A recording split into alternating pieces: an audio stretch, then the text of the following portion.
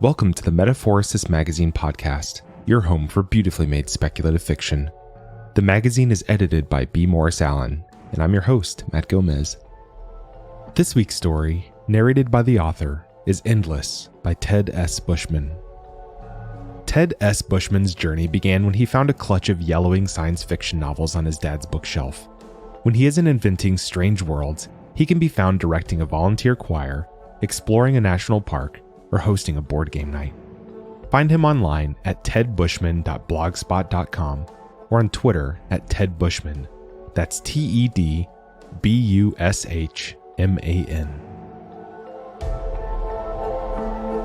Let's jump in.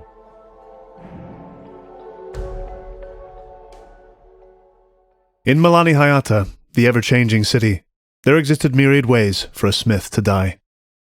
He could leap from the 11,000 parapets that overlooked the plains below. He could drink the poisoned air of the visitants' district, or give his mind to the flesh recyclers. He could self-immolate within the flames of his own great forge. There was in the artisan's quarter a smith called Brevin the Binder, a shaper of smart metal, chalk steel, and soulstone. Though he was friend to few in the town, his name was known in many distant cities, and he sought for a certain kind of death.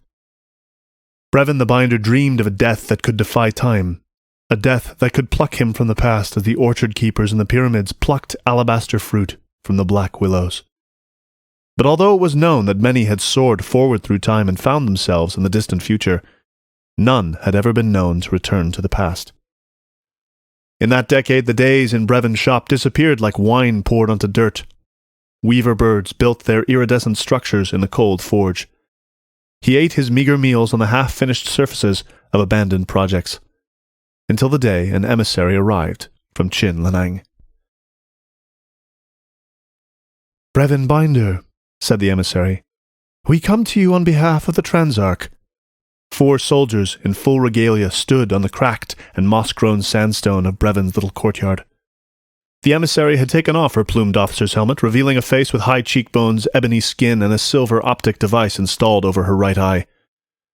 "Good day to you," Brev said. He stood slowly, wiped soot onto his apron, and bowed low. "How may I be of service?" "No need to bow to me, Smith." The woman smiled warmly. "You are the most honored here." The intimacy of her gaze perplexed him. "Do you remember me?" she asked. "Or this piece?" She held out a thick blade of azure-tinted steel. He reached out a muscular hand and hefted the blade. For a moment it felt too light for him, but as he hefted it, the weight and balance altered themselves to suit his hand. "I do not know it," Brev said, handing the blade back to her. "It is finely made." "I am glad you think so. It is your work." At his questioning look, she continued, "My mentor, the General Kaim Karem, brought me to this city and to you some years ago. He told me you were the greatest smith in the world, blessed by the God-builder. May his blessings rest in the strength of your hands and the architecture of your mind." Her praise rang with genuine feeling and delight. "May his blessings inform my design and guide my execution," Brevin muttered in return, looking down at the sword. After a pause, he added, "I made almost 3,000 blades for officers during those wars. It could very well be mine." The emissary spun the blade. Her grinning face sobered. "I owe you my life." "Join me." She walked into the shop. He followed. Unfinished projects sat locked in vices or spun in eternal centrifuges. Flecks of sunlight floated down through holes in the corrugated ceiling. "This place has fallen on difficult times, I think," she said, rapping her knuckles on a dusty workbench. "You were working on a great many things when last I visited. Has some difficulty befallen you?" "None, my lady," lied the smith. "I've simply become more selective with my commissions." She nodded. Then she snapped her fingers, and one of her soldiers held out a sphere the size of a skull. When the emissary touched it, it softened and opened like a cloth bag, and she showed its opening to Brev. Within lay panatite coins, slithering quicksilver, and heavy onite, enough money to buy a small kingdom. "The Transarch will pay you twice this amount to make a sword of endless worlds. She wishes it finished within the year." Brev blinked several times. "I'm not sure if such a thing is possible, even for such a princely sum," he admitted. The emissary inclined her head. "That is why I came to you." What does the Transarch want with such a thing? It is a gift for her son, in advance of his coronation. It will be the blade that makes him prince. The smith breathed out sharply through his nose. If it can be done, it would be a blade worthy of a god, not a child. The emissary shrugged. The Transarch has great ambitions, she said, and she asked me to find someone capable of fulfilling them. Are you? The smith looked up at the ceiling. I would need to understand the requirements of its making. The emissary continued. The archivists of Malani Hayata could help you with such a task. The sword is spoken of in legend as a thing that could be made, but never has been accomplished. Many of its details are beyond what even the Transarch knows, but there is one aspect we know for certain. You would have to walk between the spaces. We have brought a key for the work. Her hand reached out, holding what he thought at first to be a slim, handleless knife blade, but as it came closer he saw it for what it was. A wide silver needle, long as a hand. His breath caught as he took it. She made a casual gesture and grinned, as if to walk between the realities were no feat, as if more than a few thousand in the history of the world had ever done so. Brevin knew stories of how ancient philosopher kings had carved openings in the world that led them to other versions of their kingdoms, varying in tiny details. He also knew that in those tales a madness befell those who spent too long in other worlds. Those who came after had been careful not to stay too long, careful not to tamper. The Sword of Endless Worlds was, as far as Brevin knew, a folk tale, a weapon wielded by a king with 3 faces, which could be used to battle foes in the present, the past, and the future. If it was even possible to construct, such a weapon would render the Transarch, or her son, powerful beyond understanding. Brevin remembered the soldiers sent to the fields of time in service to the Transarch. He had walked among them once, bringing a hammer to one of her generals. Green and violet fire had rained from the sky. Beasts the size of hills, engineered in secret laboratories, had roared and torn towns to splinters. In that war, the Transarch had betrayed and slaughtered her allies, the Kamara, all for a greater share of the spoils of victory. His heart began to drum faster in his chest. Brevin held the key up, looking at its simple, slightly tarnished surface. From whatever angle he examined it, the end of the needle blurred strangely, uncertain, undefined. For a moment, all seemed still. I promised myself that if I lived through the fields of time, the emissary was saying, I would give you the greatest honor I could possibly give. Now I've heard some say that the greatest honor of those who worship the God-Builder is that he will shake your hand, a workman to a fellow workman. I cannot promise that, but I can promise that when you complete the work, you will be invited to the prince's coronation. By my side you will meet the Transarch, walk the city of purity, and be a guest in the spotless palace. After a long moment and a decision, Brev nodded. Well, I could use the money, he answered simply. A powerful hand clapped him on the shoulder. Good, she laughed. Good. I'll return in 6 months to learn of your progress, and I will leave what help I can. The emissary dropped the sphere of money on a cluttered table, turned to go, and then stopped. There is one last thing, she said. The Transarch wishes to honor one of several common families, given their service in the fields. Each of these families has a child of apprentice age. You will choose one, teach them, and bring them great honor in the process. I have not had an apprentice in decades, he said. Then a change of pace may do you good, she said with a wink. With a flick of her cloak, they were gone. He sat in silence and looked at the money. Never refuse work, he had been taught, but the idea of it made him sick. He had not made anything in nearly 15 years. No amount of money or debt being repaid could change that. But he had another use for the blade. May his blessings guide my execution, he whispered to himself, thinking of the labors to come. 7 teenagers stood in his workshop, their eyes bright, faces too nervous to smile but still full of light. 4 boys and 3 girls. He could barely look at them.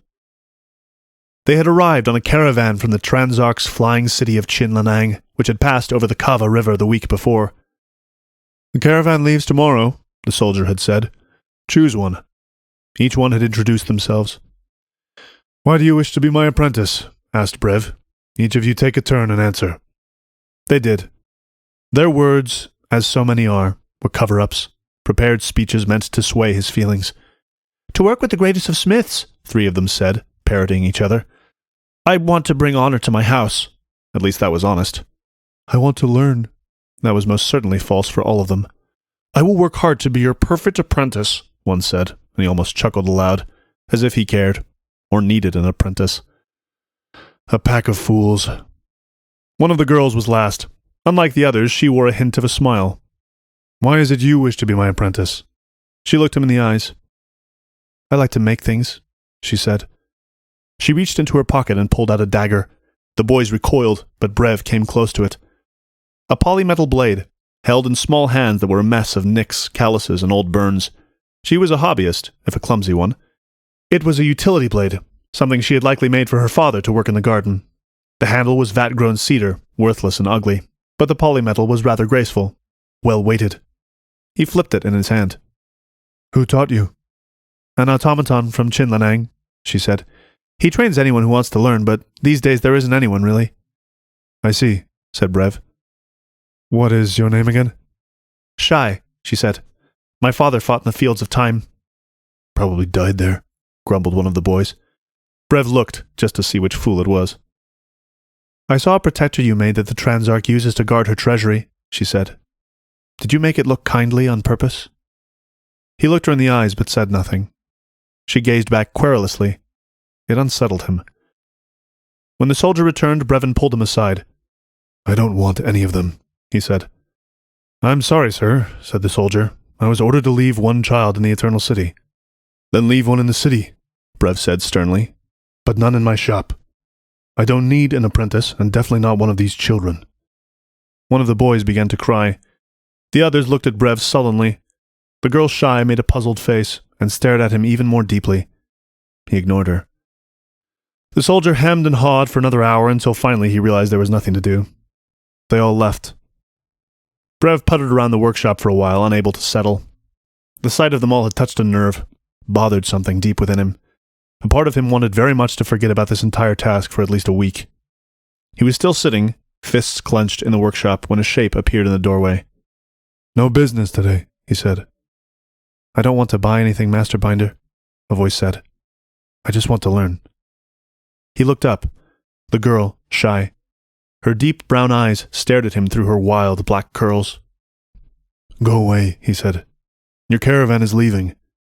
Brevin walked out of the workshop and up the rusted, rickety steps to his little loft, the old dirty bed, the few plants that grew despite his neglect. Images flooded back to him. His family gathered in that courtyard around the forge, smiling despite the blazing heat, laughing and dancing and singing, wondering at the things he made, the jewelry he built for his brother's wife and his sister and 2 of his cousins. All gone now. The girl was still in the workshop when he came back down. She didn't say anything, but looked at him with clear eyes. He got her something to eat. "No such blade has ever been made." The archivists, Brevin and Shai, surrounded the jade table, awash in ancient texts. One archivist was a tall, pale figure, though whether they were synthesis, visitant, automaton, man or woman, one could not tell. Another's limbs had been worn down over time. His head was the only thing not replaced by dazzling clockwork automation. "That means we'll be the first," piped up Shai. This earned her dark looks from the archivists. "It is theorized in many places." "Spoken of in legends that are proven baseless." "Worshipped in some circles, feared in all." Weeks passed in the subterranean halls of the archives, among shelf trees of auburn wood, golden pathways in obsidian halls, and turquoise marbled archways. Antiquarian folklore was their morning repast, simple meat and grain paste served as lunch, and bloody histories after, followed by mechanical tinkering in evening. "A sword of endless worlds is a theoretical accomplishment, imagined even before mankind and their friends had known of dimension doors or keys. Unlike the key, which could only transport one between the numerous realities, the sword would allow its wielder to cut through the universe and sever from the fabric of reality anything that had ever been or would ever be. A ruler who wielded it could examine the hypothetical universe and slay his foes before their mothers bore them to term. He could carve from reality space that had not previously been." Brevin shivered. "A weapon of many worlds was used 15 centuries ago, and quickly led to the mass suicide of every person in an entire empire who saw what it could do. Its existence was only a shadow of what the sword could be. It was a weapon of such audacity and terror that even the theories of its construction have been destroyed. Brevin would be delving into labors that the ages of the past had deemed too dangerous to attempt. The next day they would delve deeper, with hearty arguments and rebuttals, and more food. No such forging would be possible without a key of worlds, which is of course the most disappointing of paradoxes, for such a key, although proven to be real, is as legendary as the blade itself. One key is known to be held by the long-dead monarch who reigns in the Inaxis. Another was banished to an outer star. A third is guarded by the nomad priestesses. It's rumored that the Transarch obtained one, but this is likely only propaganda. The key was in Brevin's pocket as they read. He held it tightly. Shy read as much as anyone, but would laugh loudly at intervals. "This is serious, my girl," said Brevin. "Ideas are not frightening," she said, waving away his worry with a hand. "They're just ideas." She would try to walk around the archives, closely followed by nervous attendants. When the discussions occurred, she didn't have much to say. She did, however, nearly ruin a precious silk manuscript of an artisan's collective by spilling her lunch on it. "It still looks the same," she protested. "You will touch nothing else," declared an archivist. Their delving brought back older and older records, volumes contained in jewels the size of a teardrop that they accessed with prismatic light, tomes so large they needed several archivists to turn the pages. And after that, the Guild's exultant came to Brevin personally, reading deeper and more cogently than anyone into some of the things they'd read earlier. When even more knowledge became necessary, the exultant showed Brevin things carved into the surfaces of distant planets. He poured elixirs into Brevin's ear that gave him dreams. He gave him woven tomes that were worn as clothing and passed their understanding through diffusion. "There will be two nearly impossible tasks to creating a sword of endless worlds," said the exultant in his booming voice. "The first will be to obtain a metal strong enough to withstand the pressure of infinite universes. The second will be to forge it simultaneously in an exponential number of universes. This would be easiest if done by the resident versions of the smith in each universe." "Get the materials? Make the sword with help?" Shy repeated wryly. "Doesn't sound too bad." As they learned, Brevin looked at the archivists, at Shy. All of them discussed and read with a detachment that he could not understand. Brevin's hands shook as he read. He grew nauseated. He felt the key in his pocket as a weight, so much so that eventually he returned it to his shop and kept it hidden there. Under no circumstances would Brevin allow the Transarch or her son to obtain the sword. Could he justify the creation of such a tool? He stared at himself in the grungy mirror as Shy snored downstairs. He needed the sword. One day, Shy read aloud a sentence from a slab of granite, helpfully translated by an engineered lingual bird that tiptoed on her shoulder. "Only 3 substances are known to have the endurance to stretch between so many existences, and only one is proven to actually exist in the vault of the orbiting king, black iron, created in the collapse of a distant star." Brevin felt his throat contract. His breath grew unsteady. At the base of the world vine, Brevin decided to turn back. The vine stretched above them as taut as a string on a ruan, broad and veined as the forearm of a giant. Its terminus, tethered to a great stone floating in the ocean without water, was not visible from here, so distant was it. Neck craned, Brevin could see the vine become smaller until it was simply a black line, drawn between the stars. "I can't," he hissed. "What do you mean, you can't?" Shy demanded. "We've come 1,000 miles. We're close." I can't." Brevin stepped back from the door of the great spherical structure that served as the vine's transporter. Finding himself suddenly weak, he collapsed to his knees. "Are you afraid of heights?" Shy called. Brevin's vision clouded. He felt darkness invading his lungs. And then a hand grabbed him by the shoulder. "Brevin," came the voice. It was Shy's voice, but there was a strength and power in it that belied her age and stature. "Brevin," she continued, "you need to do this. Don't you?" Images rushed to Brevin's mind, the final moments of his family's lives, the look as the last breathable air escaped their lungs. He remembered that it was his fault, and that he might be able to fix it. He took a few deep breaths and stood, and when he faltered again at the door, she took his hand. Once inside the sterile sphere, they found the control and ordered the machine to rise. With a lurch, the dusty device began its ascent, away from the pull of the planet. Why must we travel all this way to get it? Shai asked. Black iron is so hard it cannot be softened by the heat of one universe, Brevin answered, voice mild. He felt lightheaded as the little town beneath them became smaller and smaller. And so it can be hard enough to exist in multiple universes at once? Shai asked. Brevin nodded, not trusting himself to speak without retching. And the orbiting king will allow us to obtain it? The king has been dead for millions of years, Brevin said finally. Now we must convince the guardians of his vault. When they arrived, the zenith was nearly deserted. A few rusted automatons shuffled through their foreordained tasks. The shambling shapes of satellite miners clustered in the shadows. Generations in the ocean without water, competing with hungry machine mines and energy leeches, had made them fearful of any living thing, preferring to send their wares down to the surface and receive their pay of vat-grown food and hallucinogenic escapes.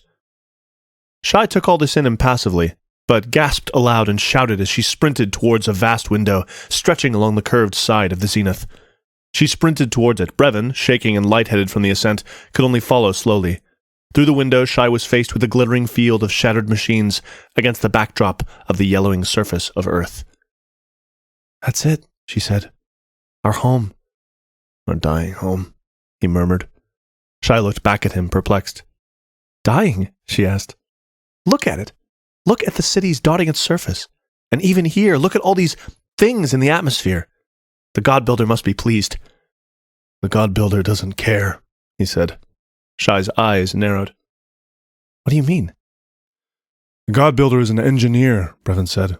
He cares about that which is made, not those who build. But Master, she is a builder. All creation is built on trial after error. She? Brevin chuckled. You know nothing, little one. The God-Builder is a man. Shai scrunched up her nose in frustration, but said nothing else. It may look wonderful to you, said Brevin, but all I see here is destruction. Brevin and Shai hired a family of satellite miners to transport them to the orbiting king. The miners, swathed in rags and garbage, were as small as Shai, reshaped over generations by the gene mages to require as little oxygen as possible. Through the filthy bubbles of their atmosphere suits, Brevin saw faces like sallow skulls, full of teeth sharp enough to rip through fiber mesh and soften steel. Their vessel, squat and dark, lurched through the debris fields. Brevin's eyes were closed tightly the whole time. He nearly vomited. Once he had loved such flights. He remembered crowing with joy as he took a vessel of his own design through low orbit, but now every reminder of it was a dagger pain in his heart. But he would do it. He had a mission to fulfill. Hours later, the chattering of the scavers meant nothing to him, but the hiss of the airlock opening told him all he needed to know.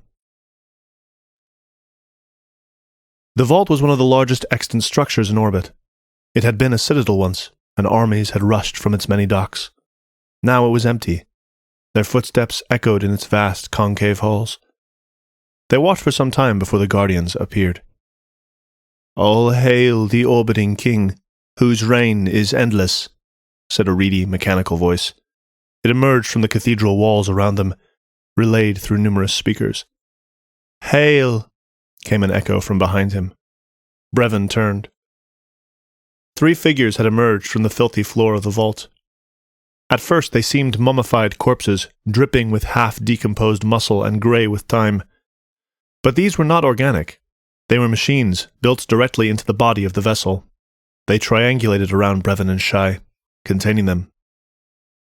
Intruders, you have reached the vault of the orbiting king. We are its guardians. What brings you? Brevin's heart raced. He held out a hand to protect Shai and tried to speak as calmly as he could. Do you still serve your king? Brevin asked. The machines hesitated. It is for this purpose that we were designed, they declared. To protect the weapons and resources of our sovereign, that he might be victorious in all his battles, and bring peace to the long-scarred earth. But the king is dead, Shai piped up. Isn't he? The guardians turned their hollow eyes on her, and dangling cables and wires like dreadlocks brushed over their faces. The orbiting king was slain in battle, one guardian said. No, another said. He was captured, humiliated, and tortured. Speak not so of him, the first spat. Let us not argue, said the third, We know the shame of our failure. We know that the king will not return to us." "Then why do you not leave?" Shai asked. "We cannot depart this place," said the guardians, "any more than you can depart your own body. We are one and the same." Brevin spoke. "We have heard that you have at times imparted some of your wealth to others," he said. "Not to satellite miners," said one hurriedly. "Not to scavengers," barked another. "Not to fools," finished the third. "But you may make your request. If we judge that it will fulfill the king's goal, to bring peace, then we may give it to you." There was silence in that hollow space for a few moments.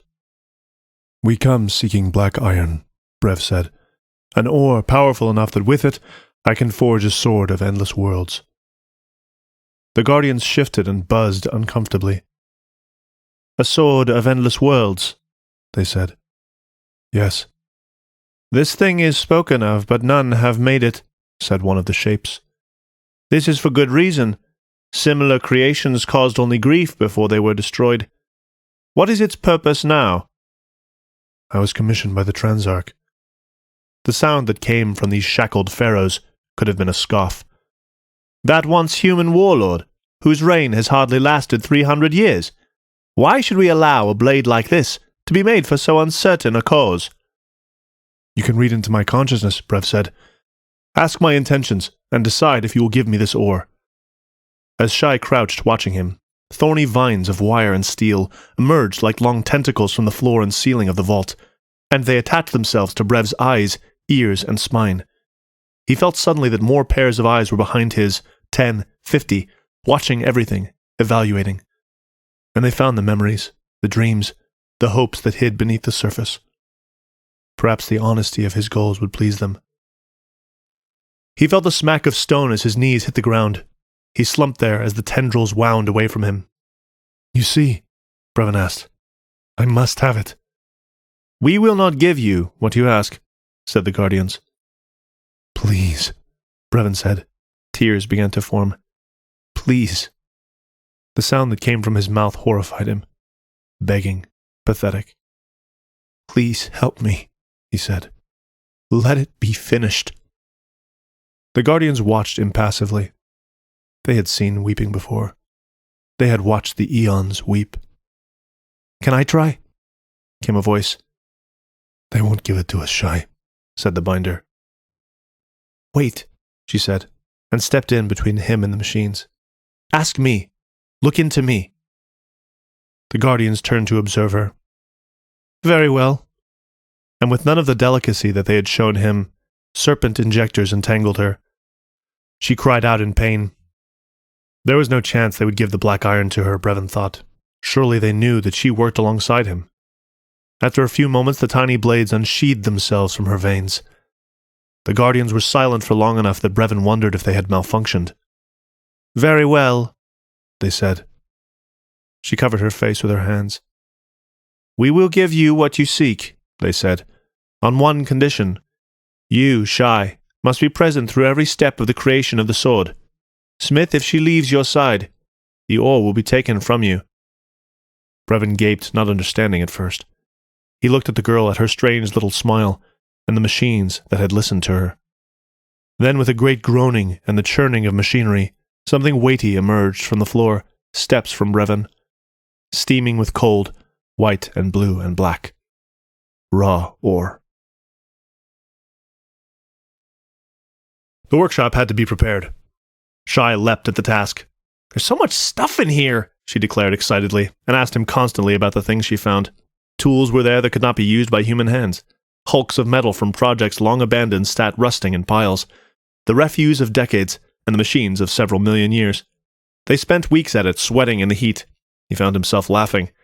They excavated from a filthy ruin the workshop of a master. He had to look at it out of the corner of his eye, or he saw them. His family sitting around, working, eating. His father discussing a project with him there, his mother giving him some criticism here. During this time, the Transarch's emissary visited, as she had said she would. "You've cleaned the place up," she said. Her grin was the same as before, her sheathed blade shifting and whispering as she paced the workshop. Did she always wear it, he wondered? Or was it simply to flatter him? I don't remember this girl being among the possible apprentices, she said briefly, looking at Shai. Are you working hard? I am, Shai said. She is more than sufficient, Brev said. The emissary nodded. And the sword? We will begin forging shortly. The emissary accepted this and left without even seeing them begin. I trust you, Binder, she said. Don't make me regret it. When she left, Brevin began to search for the key, the slim silver needle that could open temporary gates into other worlds. It had been inside the sphere of riches he had been given when assigned the commission, but it was not there now.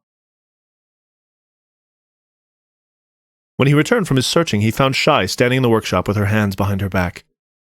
I need to talk to you. I need to find the key, Brevin said, digging through tools. I have it, she said. Her eyes watched him intently as she held it up in one hand. Master Binder, she said, we need to talk about what's going to happen with the Sword of Endless Worlds. He stared at her. You think I'm going to give it up? I won't, he scoffed. Not to the Transarch or her son.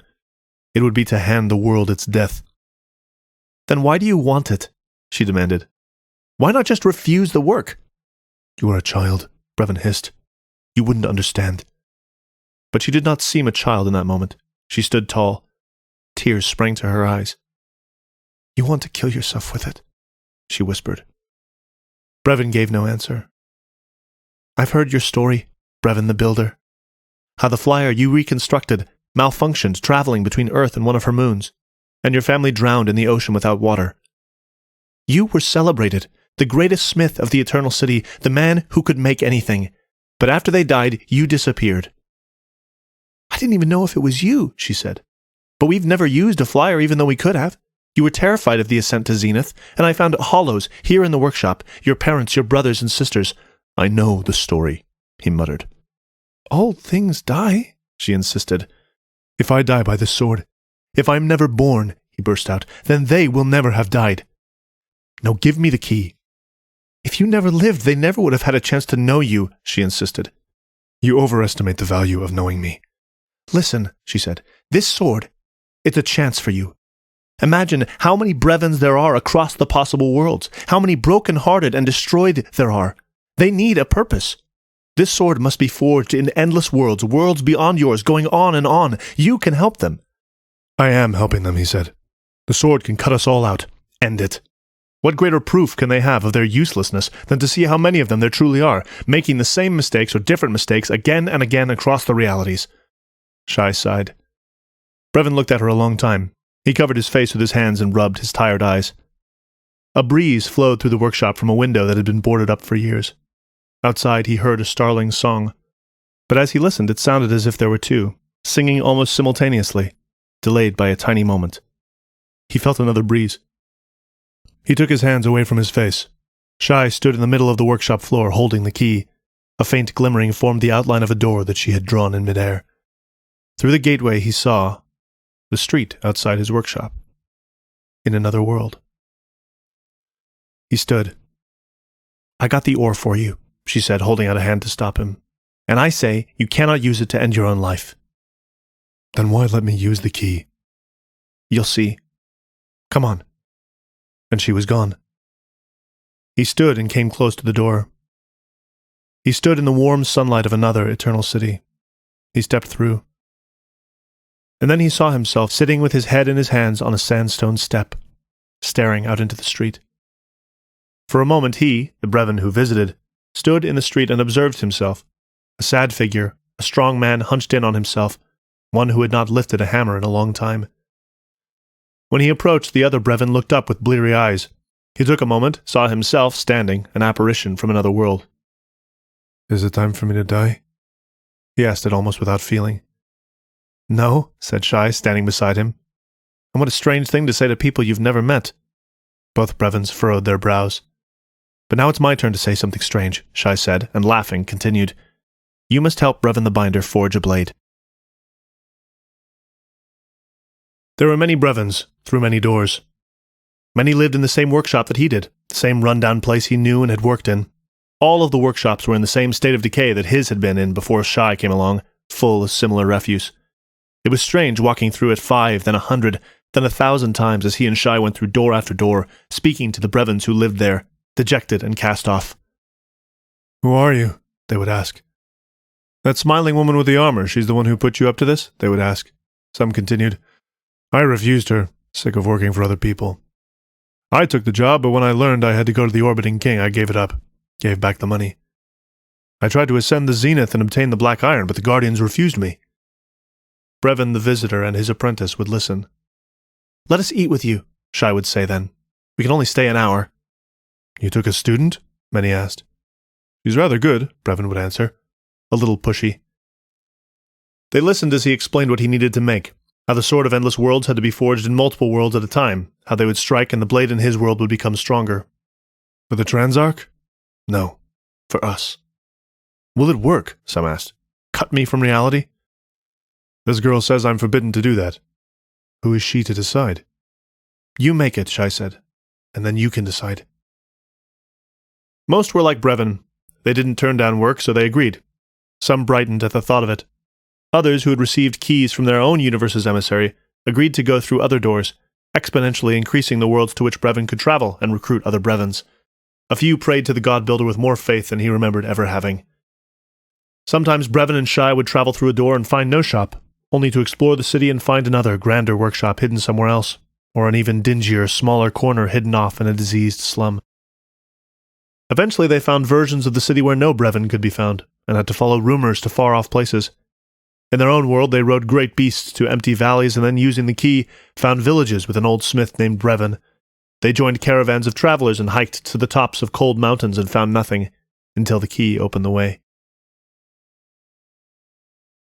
"You're still living in Malani Hayata?" asked a version of himself with a long and braided beard, warming his hands at a fireplace in the mountains. "Better than this frigid nowhere," Brevin answered, and the other him chuckled and finished with the tea. The girl Shai slept on a chair covered in furs. "I couldn't stand it after they died," the bearded one said eventually. "I had to get away." The icy wind smacked at the shutters. The fire crackled in the stove. "I understand that. I wanted to be out here, where I can do less harm." "So what do you think of her plan?" Brevin asked after a long moment. "Sounds like I could ruin someone's life," the bearded Brevin answered. "Many lives." "I won't let us do that," said Brevin. "And I know you wouldn't either." These recluse Brevins were in many places, little blacksmiths' shops in grand open prairies, where a Brevin kept a few horses while he considered his own death. They found a few Brevins who lived deep inside sentient forests, most of them with the same tools and the same haunted history. They listened to his story. Some resisted him. They told him his path was foolish, told him not to listen to whoever this girl was. It was they who pointed out to his surprise that Shai did not appear in any of the other worlds. Some of them did more than tell. In a version of the shop far more filthy and ruinous than his had ever been, Brevin found a message soldered onto the walls. "Save us from beginning." And there a drunken Brevin begged him to finish the sword and use it to cut them from reality. "There are others," he said, "others like us, who have come here. We had the keys, but not the black iron. You can help us. You must help." By the end of this the man was sobbing, grabbing at Brevin's clothing, and Brevin stumbled back through the gateway from which he had come. On their visits they rarely spent more than an hour, and on those few occasions when they did, things grew strange. Black clouds formed on the horizon, and piercing light, like the light of 3 red suns, would pour into his eyes, and he would grow wrathful without warning or reason. Shai pulled him to safety many times. One day on their travels, Shai and Brevin used the key to open up a door on the outskirts of Malani Hayata. What in Brevin's reality was a worn-down old fortress was, in this one, a revived and beautiful villa, its tiled roof red as apples, and music and cooking wafting on the same air. "Who lives here?" Brevin asked. Shai smiled and took his hand. There was a party going on in the grassy courtyard, and they walked through the open gate towards it. A few children ran past. Men and women talked, and older folk sat playing dice. When they turned to look at him, Brevin stopped short. They were his family. Alive. "Brevin?" asked his mother, but she wasn't talking to him, not him. Still stunned. Another Brevin, wider, smiling, redder-cheeked, wearing bright livery and smiling as he cooked, came through the group. "What's happening?" asked his mother again, far older than she had been able to live before. "Is he all right?" The other Brevin came closer and took him by the shoulder. "Do you want something to eat?" the other him asked. He ate with his deceased family that afternoon. They surrounded him, eyes wide and glassy with wonder. Even the little children sensed something important. Brevin looked at the other version of himself, the happy cook. "Were you simply a better builder than me?" he asked himself. "Why did I fail where you succeeded?" The family burst into tears as they learned how they had died in his world. His younger brother came and hugged him first. Gran, who had from their earliest childhood told him to build things, then his mother and father. "You must make this sword," his father said. As he spoke, he divided his attention between the two Brevins. There must be more of you. Many who have lost us. They deserve a reason to live, even if you can't stay with us." And already Brevin felt Shy tugging at him. Too long in this world and he would go mad, and in his madness likely kill them all over again. The happy Brevin agreed to help with the forging. He had a pensive look on his face as he said, "This sword can be used for more than destruction," he said. "You clearly don't know much of its use," Brevin retorted. "I understand the principle as well as you," he insisted. "And though a warrior may only think of the capacity to carve their foes out of the world, we are not warriors. They use blades to destroy and to separate, but a gardener uses them to delineate, to make space. A seamstress uses them to divide and reorganize. I wonder if the sword has even greater potential than you imagine." Over the months their numbers grew. Thousands of Brevins heard his story. Many wept with him and spoke with gratitude to him for what he was doing for the rest of himself, scattered across the universes. He had thought that seeing that many would frighten him, remind him of his infinitesimal place in the universe. But it began to have the opposite effect. He walked with Brevins through city streets, on mountain paths, through swamps and forests.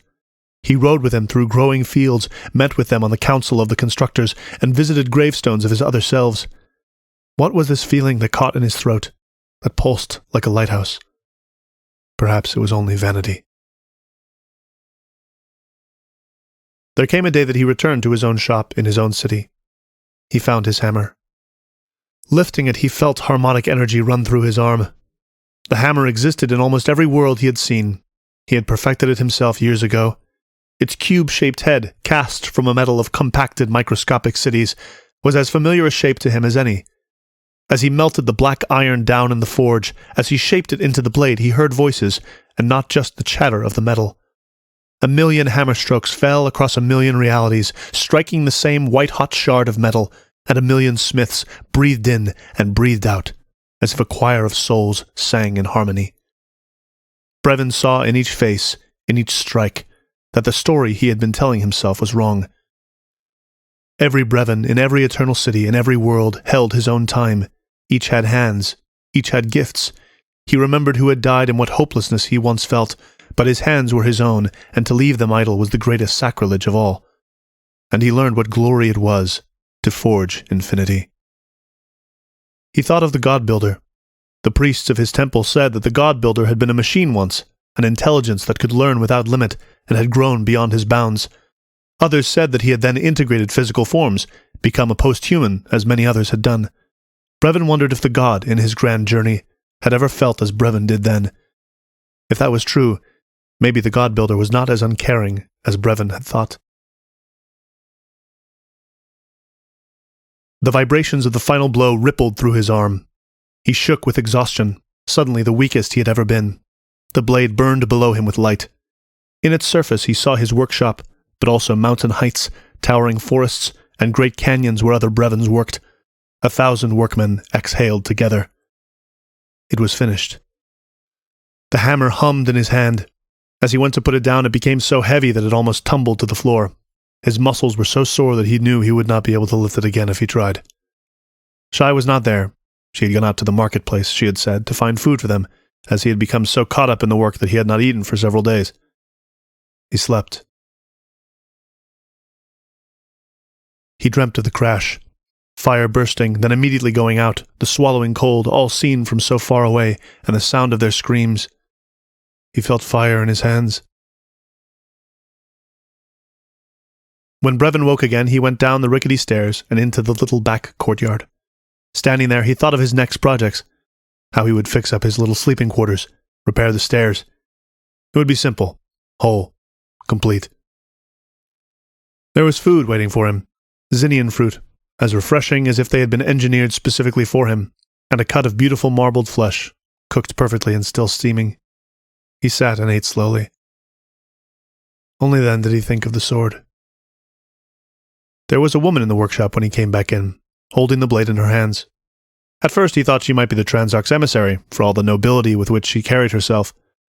But the woman was dressed in plain clothes, not unlike Brevon's, canvas and undyed, made for laborers. Her arms and hands were strong, but they held the blade with tenderness.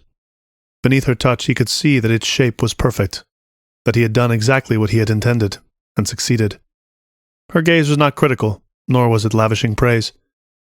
She simply held the blade, as a poet may hold an empty book, and know what wonders it could do. She was shy, but she was not shy. Taller, older, but with the same enthusiasm. Her dirt-colored eyes that looked up at him were suddenly burning resin. She was someone else. Brevin fell to his knees. She smiled at him. "Brevin the binder, you have good hands." He could not speak. "When you were tasked to make this blade," she spoke, and her voice rang in unnumbered realities. "You were thinking of dying, weren't you?" He did not answer or even nod. He knew he didn't need to. She put her hand on his shoulder. After a long moment, Brevin trusted himself to speak. "Why me?" he asked. "Why did you come to help me?" Her face turned thoughtful. "It's so easy to be blinded by appearances, don't you think?" As she spoke, he heard her voice ring more and more familiar. All those things everyone else is so proud of: antiquity, power, knowledge. People like us know that there are no blueprints until the prototype has already been born, no principles until someone's tried and failed. He nodded again. Shy's smile lit up her face. "Stand up." His muscles still incredibly weak, he stood. "Brevin," she interrupted, "I care for the man who lifts the hammer far more than I care for the finished sculpture. It is the sweat that is divine, the aching muscle, the drained mind. You know as well as anything that the creation shapes the creator."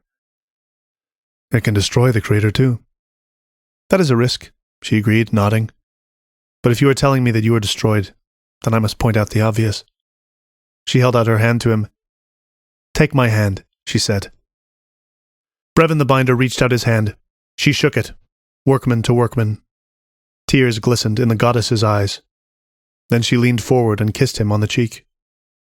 "Remember, old man," she said with a grin, "no man's time is gone who yet has breath."